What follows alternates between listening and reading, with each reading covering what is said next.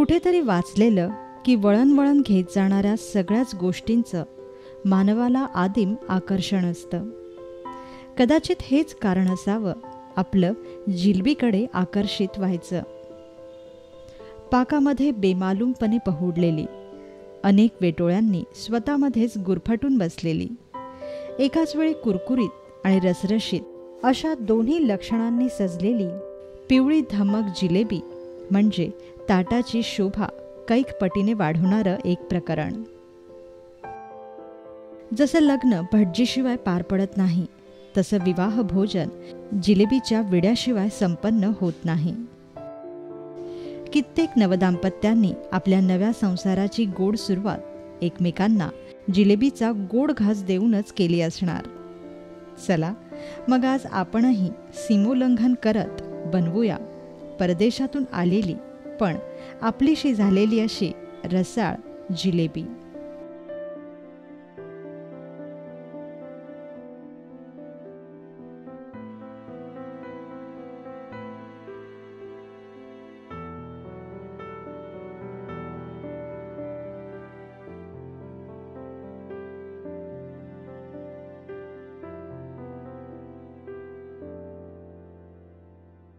जिलेबी बनवण्यासाठी आपल्याला लागेल 1 कप मैदा,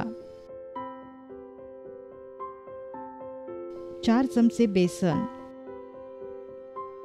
1 चमचा तांदळाचं पीठ, 4 चमचे दही, 1 कप साखर,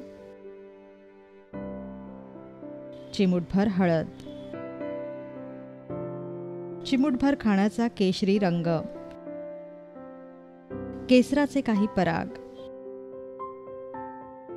आणि आवडीप्रमाणे तळणीसाठी तूप किंवा तेल. सर्वप्रथम एका वाडग्यात मैदा घ्या. त्यात बेसन, तांदळाचं पीठ आणि चिमूटभर हळद व दही घाला.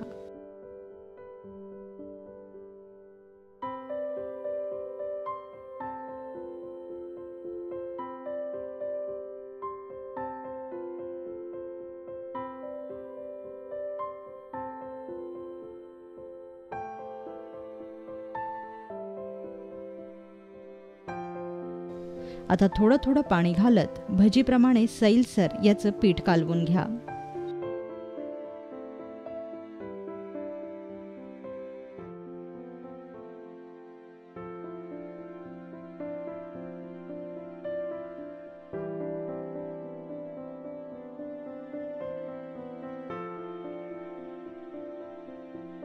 आता हे पीठ किमान 12 ते 15 तास मुरू द्या. जिलबीचं पीठ आदल्या रात्री भिजवणं केव्हाही योग्य.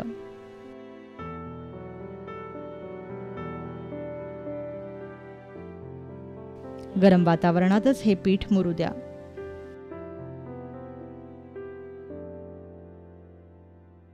बारा तासानंतर सुरू करूया जिलबी बनवायला. त्यासाठी सर्वप्रथम पाक बनवूया. एका पातेल्यात 1 कप साखर घ्या. त्यात केसराचे काही पराग घाला व अर्धा ग्लास पाणी घालून याचा एकतारी पाक तयार करून घ्या.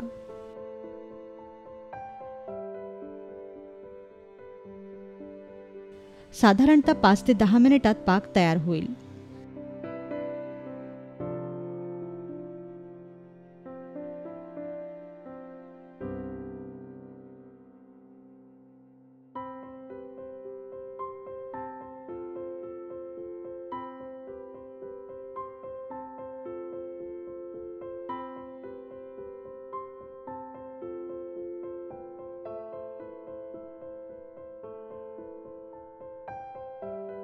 हा साखरेचा पाक तयार होईपर्यंत मुरवत ठेवलेलं पीठ घ्या. जिलेबी बनवायच्या आधी हे पीठ पुन्हा एकदा चांगलं हाटून घ्या.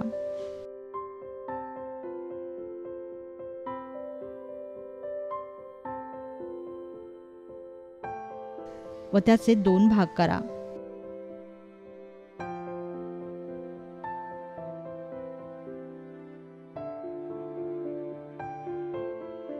एका भागात खाण्याचा केशरी रंग मिसळा व छान कालवून घ्या.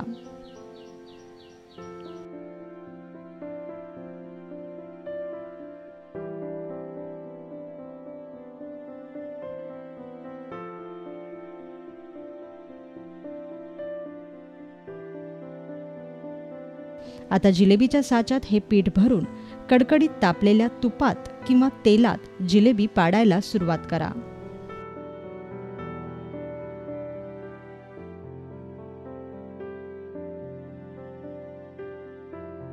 पूर्वी कपड्यामार्फत जिलेबी पाडली जात असे, पण आता सॉस बॉटलमुळे जिलेबी बनवणं सोपं झालंय.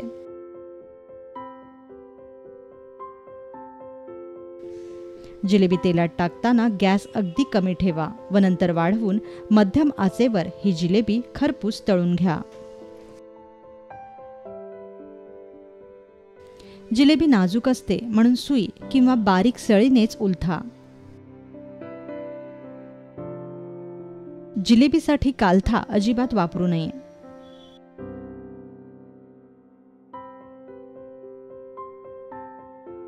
आता ही तळलेली जिलेबी लगेच साखरेच्या पाकात बुडवा व 30 सेकंदानंतर लगेच बाहेरही काढा.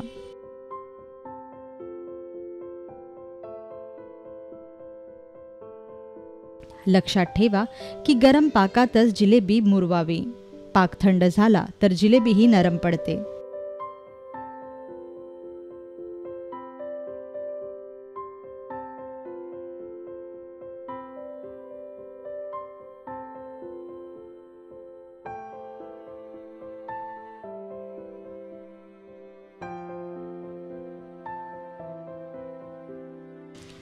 थोडीशी वेळखाऊ, थोडीशी मेहनतीची ही जिलेबी घरी बनवून खाल्ल्यानंतरच मनापासून कळेल की खरंच मेहनतीचं फळ नेहमी गोड असतं, अगदी रसाळ जिलब्यांप्रमाणे.